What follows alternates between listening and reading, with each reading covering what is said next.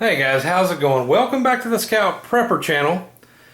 Tonight we're doing something kind of out of the ordinary. I understand, stick with me on this and I'll tell you why we're doing it. We're doing the yo-yo style fishing reel. Okay, so how did this come about? Well, I've been taking a look at my own personal gear, and that's backpacking gear, hunting gear, get home, bug out, survival bag, whatever. I have so much gear now, it's to the point of absurd. But I've noticed, and I talked about this 3 days ago when I did the Essie Knives AH1 Survival Broadhead. I think that I need, and some people probably do as well, I need to expand my survival possibilities. So I have a survival kit, I have a bag that'll help me get home, I have another bag that's kind of a woods bag or a survival bag, some call an inch bag for I'm never coming home. Although I don't believe in that, I have bug out gear at a bug out location, which is also AKA the deer lease, because this isn't really as tactical as everybody wants to make it. Basically, this whole concept is be prepared at your home, be prepared while you're at work, and be prepared if you have to leave your home to go somewhere else. This isn't real foreign, you know. As an Eagle Scout, I've heard this stuff before.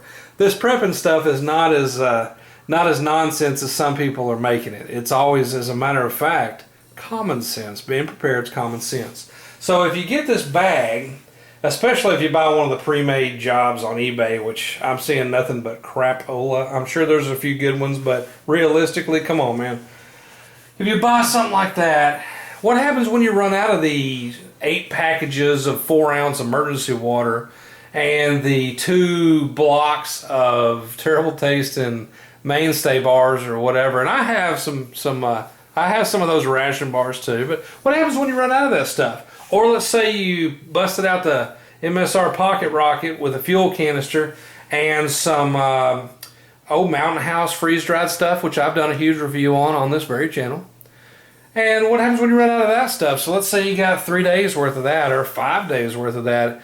You've made up your own meals. You have snack stuff. You have breakfast stuff and beef jerky and all kinds of stuff. The point is, at your home, in a situation where you're trying to get home, or in a situation where you have to leave your home, what happens when you run out of the food that you put back? Whether it be tubs, cases, or pallets, or individual pouch, what happens when you run out? And sorry for the long introduction, but the answer is you're going to have to do something about it and find food on your own. I'm not a big veggie eater, so I'm not looking for wild edible plants and all this crap and snails, you know, stuck to the side of the ocean wall. I live in Texas. Realistically, I'm going to have to hunt or I'm going to have to fish. And one of the easy, and now I hunt as a sportsman already. I'm a big hunter. I live to hunt. So I'm already good there, but not in a survival situation. It'll be a little bit different. You won't just be looking for that big buck or what have you. But one of the easiest things that I think you can do is fish. Now, I hope that you've put together a fishing kit, but I hope it doesn't consist of the now standard fishing kits that everybody sees on YouTube, which is basically like 3 or 4 hooks, some little sinker split shot weights, some lead weights, a bobber or 2, if that, maybe a couple flies, even though you don't know how to fly fish, and that's it. Maybe some line all wound up that's like 10 feet. So, and I'm not trying to knock buying this stuff, guys. I buy gear all the time. I don't invent everything I use. I buy most of the stuff I use, but you have to adapt. I build on it. Just like that first aid kit that you bought off the shelf, which I've done as well, and I do all the time. You have to put your own medicines in there, or a few extra Band-Aids, or a few extra gauze pads, or what have you. So, same goes for this. If you run out of whatever you've prepared, be it a pouch or be it a pallet, you have to do something, and you should be able to fish and hunt if you had to. If you're not an outdoorsman, but you're starting to get into this preparation stuff and being prepared, or maybe you're a scouter or something like that and not a big hunter, let's learn how to fish. No problem. It doesn't take guns. Fishing is legal in all 50 states. Here we go. Now, I'm a gun nut, as y'all know, but not everybody is, and I understand that.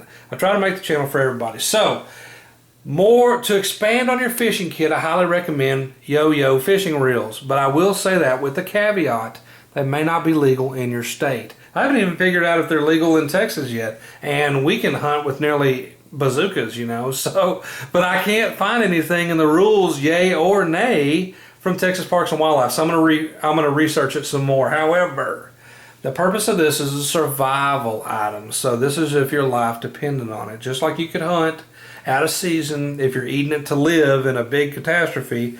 If you needed to fish for some reason, you could use any means necessary probably to fish. And then if you get a ticket, who cares? You know, if the game warden's out writing tickets, then it's probably not a catastrophe like you thought it was. Okay, so how does this work? Well, on a normal fishing system, you're going to have some line, some hooks, some sinkers, like I mentioned.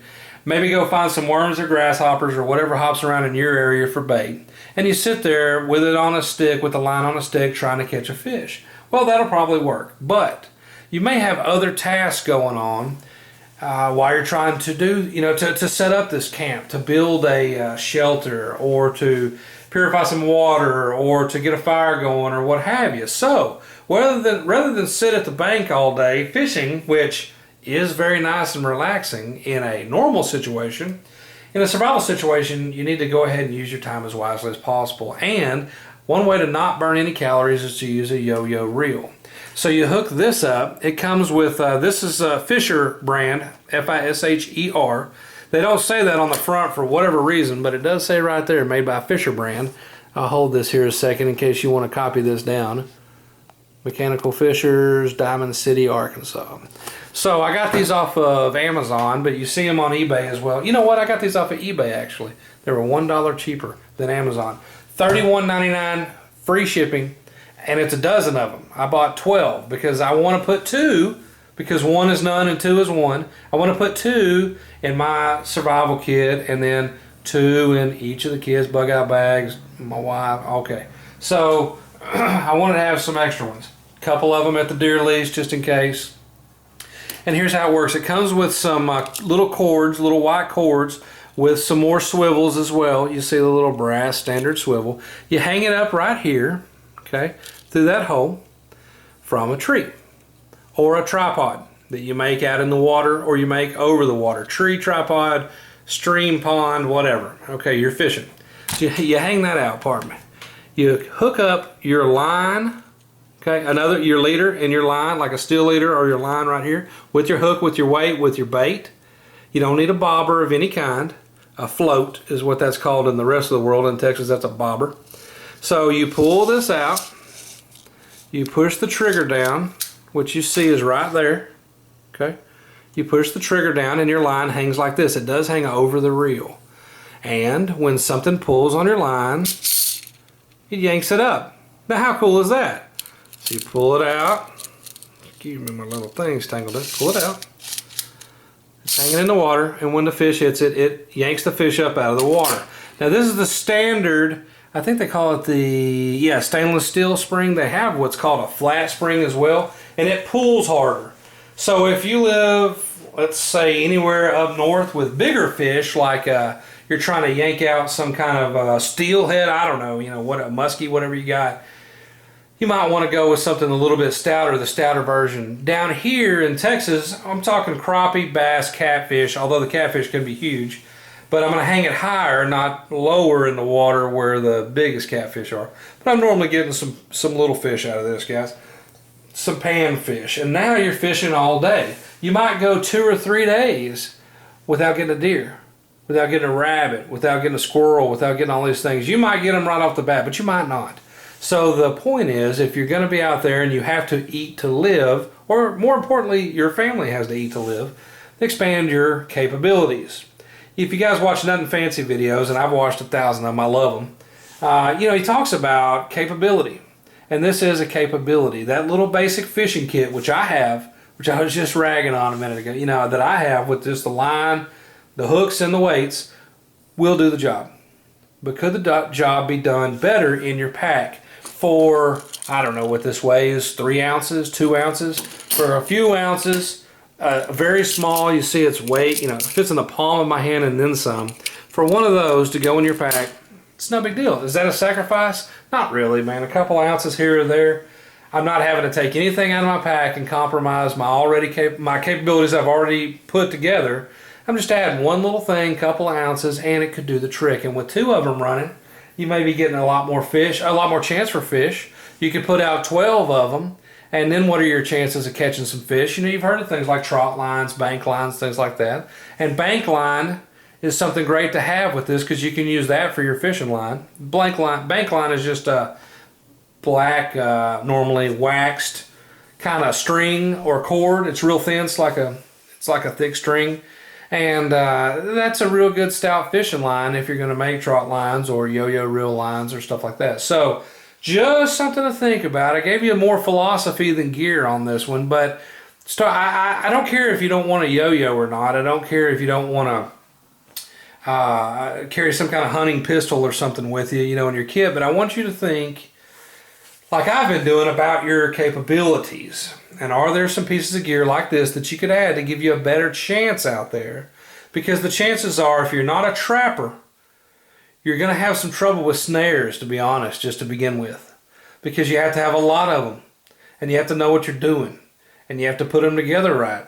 And half the time, the animal's going to get in them and run off with your snare. And the other half the time, you're going to get there and the animal's going to be alive and raising hell. And you're going to have to find a way to kill it. And that may not be your thing. So snaring is a hit or miss thing. Other people can also find your game in the snare. It's a lot safer bet to do a more traditional hunt where you're shooting something that you see with a bow, with a gun, with a spear, with a whatever. And then fishing, hey, standard stuff. You can have other people watching your yo-yos, watching your fishing pole in the water, whatever, while you're doing some other stuff in camp. Or if you use a tripod or an overhanging branch, you don't have to have anybody watching it. You just go down there every once in a while and check it, wherever that is. Guys, I hope you've enjoyed the videos. I appreciate all the subscriptions and views. Keep them coming. On the web, check us out at scouttactical.com. Of course, Scout Prepper is part of the Scout Tactical Network, which is Scout Tactical, Scout Prepper, and Scout Hunter. As always, thanks for watching.